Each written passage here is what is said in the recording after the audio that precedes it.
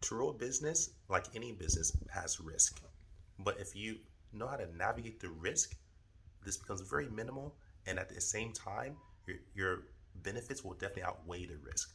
But that's what makes success is outweighing the risk with the benefits, outweighing the cons with the pros.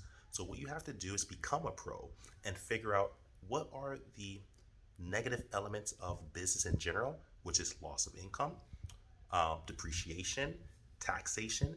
Once you learn how to monitor all your expenses, write down your expenses so you can actually get reductions for taxes, you solve that problem.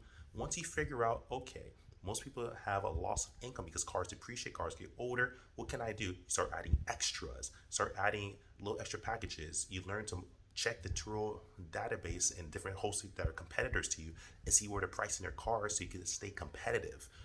Learn these basic elements are what's going to keep you competitive and be able to actually thrive in a Turo environment.